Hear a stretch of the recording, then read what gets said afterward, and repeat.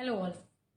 Hyper acidity कई बार डकारे आना, खट्टी डकारे आना या खाली सिर्फ डकारे आने लग जाती है खाली पेट, एम्प्टी स्टमक या कुछ खाने के बाद। और इसके साथ साथ कई बार नौशिया फील होता है या वॉमिटिंग भी हो जाती है, जिसे लोग बोलते हैं कि सोर इरेक्टेशन या खट्टी डकारे आती हैं डॉक्टर साहब।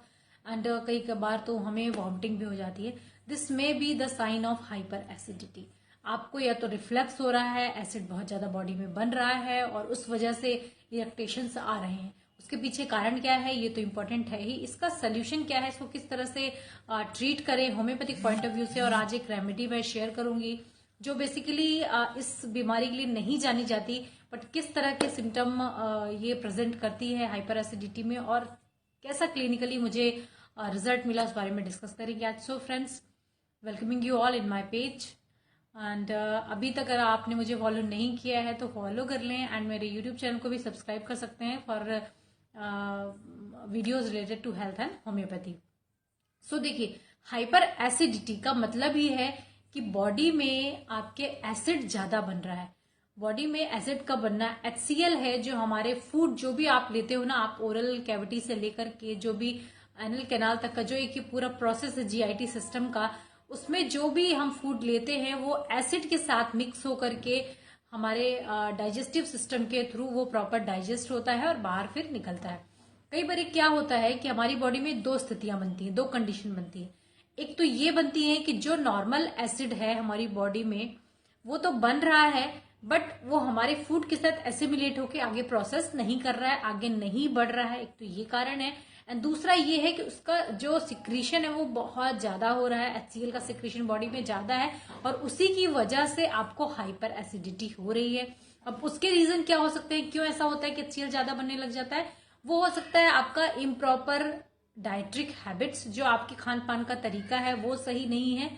दूसरा ये है कि आपका जो फास्टिंग का टाइमिंग है वो या तो बहुत ज्यादा है, या फिर आपका जो डाइट्रिक पैटर्न जिसमें फैटी और ऑयली स्पाइसी फूड वो ज्यादा हो रहा है ना। इस वजह से जो हमारा एसिड है, जो हमारा जिसे हम HCl बोलते हैं, ये फूड के साथ मिक्स तो होता है बट क्वांटिटी इतनी ज्यादा है कि वो पूरी तरह से एसिमुलेट नहीं होता और हमारे लीवर में ये रहता है और हमें इस तरह से हाइपर एसिडिटी कॉज करता है या रिफ्लेक्स कॉज करता है। कई बार जो हमने खाया वो फूड वापस से रिगर्जिटेट होता है, साथ में एसिड रहता है, तो आपको खट्टी खट्टी डकारें आती हैं या अपच जैसा फील होता है कि डाइजेस्ट ही नहीं हो रहा है फूड।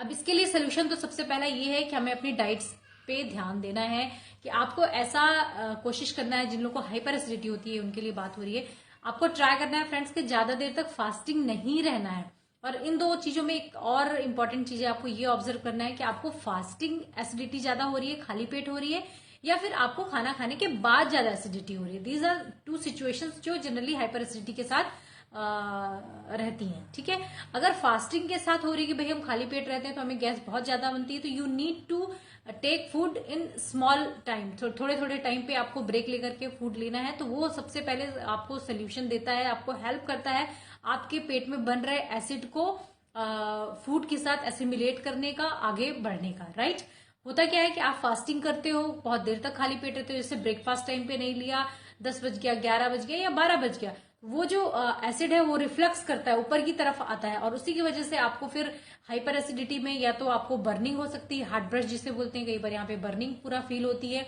एंड कई बार इरेक्टेशन, खाली डकारें आने लग जाती है, या फिर पेट का फूलना, जो एक कॉमन सिम्टम है जनरली लोगों में देखा जाता है कि डॉक्टर साहब हमारे पेट में बहुत हैवीनेस रहती है, पेट पूरा फूला फूला रहता है, भारी भारी सा पेट रहता है, और ये तो फास्टिंग से रिलेटेड है। दूसरा जो मैंने आपको बताया था वो कि अगर आपका जो खान पान सही नहीं, आप स्पाइसी फूड लेते हो, ऑयली फूड ज्यादा लेते हो, फैटी फूड ज्यादा लेते हो, पैक्ड आइटम या बाहर की चीज ज्यादा खाने की आदत है, तो उसमें मसाले तो ज्यादा होते ही हैं।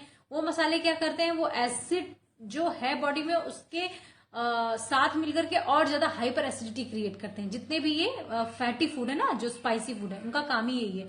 तो वो आपकी बॉडी में बन रहे एसिड को और ज्यादा इंक्रीज करते हैं और इस तरह से आपको डाइजेस्ट होता ही नहीं है फूड और वहां पर हाइपर एसिडिटी होने लग जाती है। तो इन दोनों कॉजेज को आपको पता करना है कि बॉडी में इन दो में से क्या हो रहा है। तो पहला सोल्यूशन तो मैंने आपको बताया कि आपको स्मॉल मील्स लेने लग जाना है, छोटे छोटे आप भोजन लो, मतलब हर 2 घंटे में आपने कुछ लेना ही है।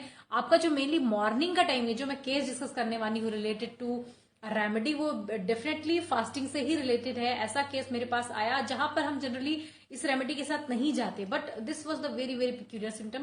पेशेंट के साथ जब भी वो खाली पेट होता था, खाली पेट मीन्स उसका क्या क्या सिम्टम था कि डॉक्टर साहब मैं सो करके उठता हूं और अगर विद इन 1 आवर मैंने कुछ खाया नहीं तो मुझे बहुत ज्यादा डकारें आने लग जाती हैं। मुझे पेट में ऐसा लगता है कि जान ही नहीं है, मेरे पेट में ऐसा लगने लग जाता है intestine are powerless, intestine are powerless.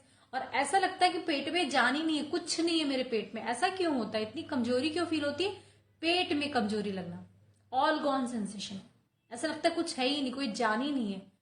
Weakness, एक होता है वीकनेस, बॉडी में वीकनेस, डॉक्टर साहब कमजोरी लगती है। एक होता है पेट में कमजोरी लगना, डॉक्टर साहब ऐसा लगता है जान ही नहीं है, paretic condition, paralytic condition, right. ये जब सिचुएशन मिली, paralytic condition, all gone sensation, fasting aggravation, breakfast, doctor साहब मैं जैसे ही उठूं मुझे ब्रेकफास्ट चाहिए, अगर मैंने नहीं लिया तो मुझे बहुत ज्यादा इरिटेशन होता है और साथ ही साथ मुझे हाइपर एसिडिटी होने लगती है या फिर मुझे डकारें आने लग जाती, खट्टी खट्टी डकारें, या कई बार मुझे एम्प्टी बेल्चिंग ही होने लग जाती है, एकदम से अजीब सा लगने लग जाता है और पेट में बिल्कुल भी ताकत नहीं लगती है। और साथ में अगर कॉन्स्टिपेशन हो रहा हो तो this is the very very important symptom of sepia. Sepia का जो पेशेंट है ना फ्रेंड्स, वो खाली पेट रह ही नहीं पाता है और उसकी जो एपेटाइट है वो इंक्रीज्ड है। अभी देखिए एपेटाइट इंक्रीज आपको कहाँ है, आयोडम में है, सल्फर में है, सोराइनम में है, other remedies are there. But यहाँ पर अगर सीपिया की बात हो रही है तो सीपिया की बेसिकली मैंने बात क्यों की है कि फास्टिंग एग्रावेशन, ब्रेकफास्ट अगर नहीं लिया सही टाइम पे तो patient will aggravate. This was the case and I treated with sepia and this is wonderfully cured.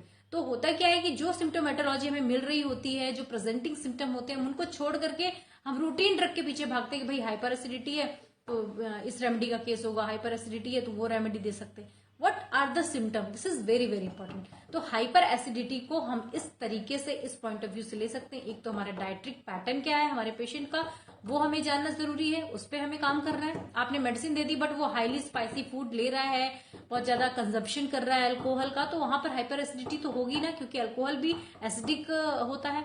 तो हमें इस तरह से अपने आप केस को ट्रीट करना है और होम्योपैथी के थ्रू किसी भी तरह की कोई बीमारी को मैनेज करना है।